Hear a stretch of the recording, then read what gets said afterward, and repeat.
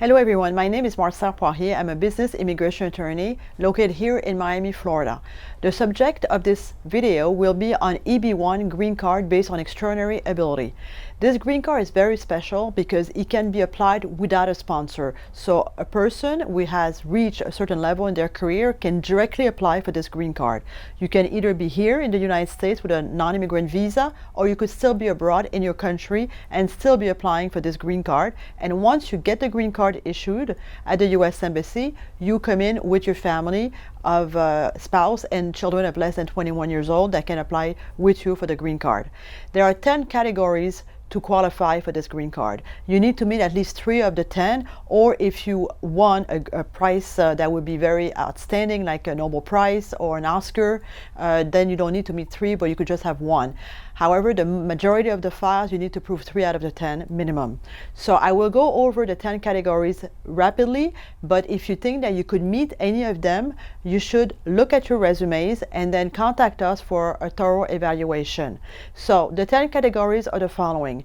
If you won a national or international prize. The second one is if you are a member of an association for which outstanding achievement are required and not something that you can pay to be a member of the association. The third category will be publication. If you have any national or international press, or if you have specialized press in specialized magazine about you, not about a product that you would have created, not about a company, but about yourself. What accomplishments have you done? There would be an article written about you. The fourth category would be if you wrote a scholarly article in a journal and that was published for people of learned audience, not the general public. So that would be publication. You could also have the category of judgeship. If you were a judge on a panel or a jury where you were judging other people.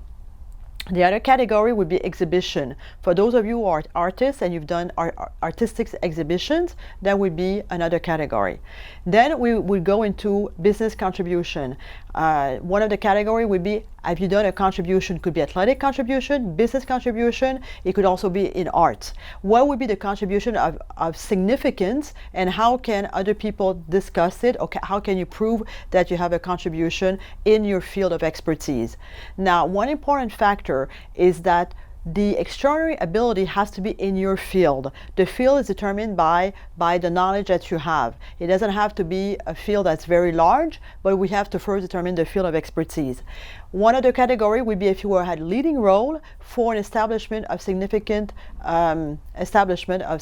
reputation. So that would be if you had a role, maybe an executive role, or you were a spokesperson and you were able to be a lead and create maybe revenues or increase reputation. That would be a leading role.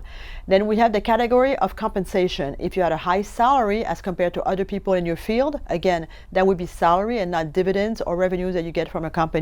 That would be another category.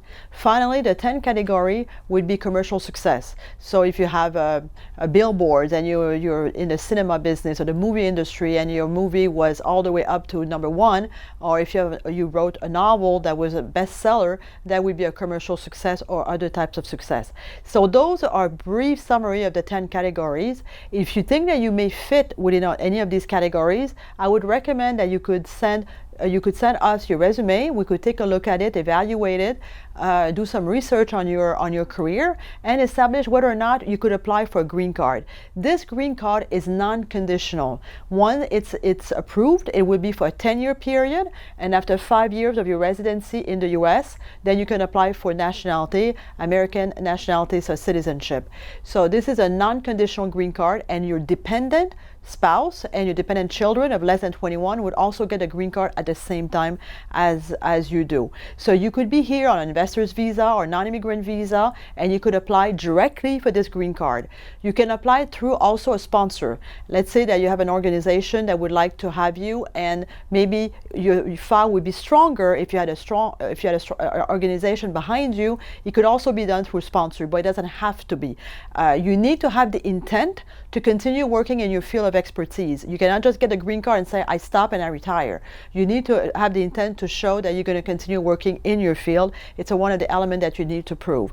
So if any of this seems interesting to you and that you think you may qualify for a green card, this is a very small group of individuals, I acknowledge, that can apply for this, but it's an interesting green card. So please contact us if you want to have an evaluation. We do a free evaluation of the individuals that may qualify, and we will be in touch with you. We can have right now a meeting through Zoom or through Skype, one way to communicate while that we're still confined. So it will be a pleasure to meet with you and to review any elements that you may want to bring, knowing that this is a possibility for a direct green card.